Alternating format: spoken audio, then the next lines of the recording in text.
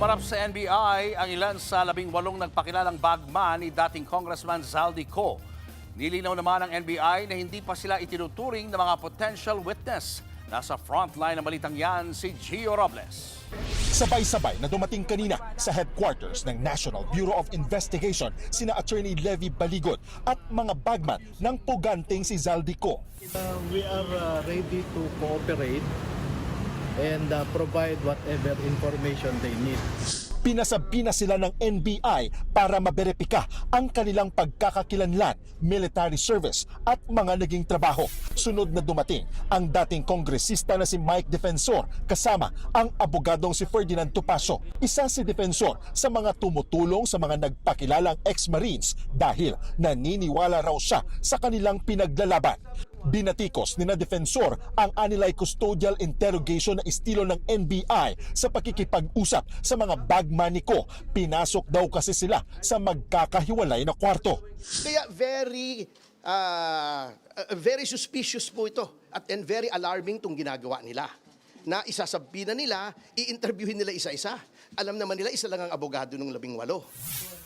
Pero agad naman nilinaw ni Baligod na pinayagan niya ang NBI na kausapin isa-isa ang kanyang mga kliyente. Tumagal ng halos 4 na oras ang pakikipag-usap ng NBI sa mga bagman. Ayos lang po, sir. Okay naman po yung trato nila sa amin, sir. Ayon kay Baligod, itinuturing ng potential witnesses ng NBI ang kanyang mga kliyente. So the NBI cleared na hindi mga suspects ang mga ito, kundi mga potential witnesses. Bagay na nilinaw naman agad mismo ni NBI Director Melvin Matibag. Anya, hindi pa pinalian dahil kakasimula pa lang ng kanilang investigasyon. There are potential witness, there could be perpetrator, there could be witness, depende nga po sa tatakbuhin. There could be a victim, depende po sa tatakbuhin ng ebidensya. Napatunayan naman umano ni na Baligod ang background ng kanyang mga kliyente na 16 sa kanila ay dating mga Marines at 2 naman ang mula sa Philippine Army.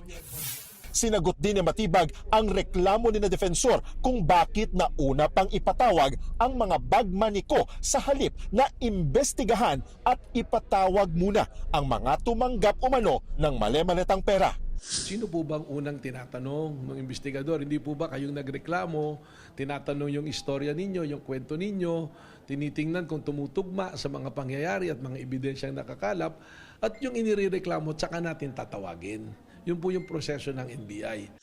Sa March 17, nakatakdang bumalik sa NBI ang mga kliyente ni Baligod para magsumite ng dagdag na mga dokumento at ebidensya na susuporta sa kanilang mga parata. Muling iginiit ng kampo ng mga dating Marines na hindi sila binayaran at kumakapit lamang sila sa patalim.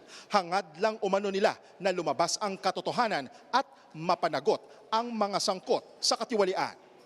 Pero attorney, hindi naman inutusan kayo ni Zaldi Co. Hindi. Hindi ko man kilala yan. Gusto ko nga makulong siya dahil sa pagnanakaw niya Nagbabalita mula sa Frontline, Gio Robles, News 5. Mga kapatid, Julius Babaw po. Para sa komprehensibo at makabuluhang balitaan at talakayan, mag-follow at mag-subscribe na sa social media pages ng News 5.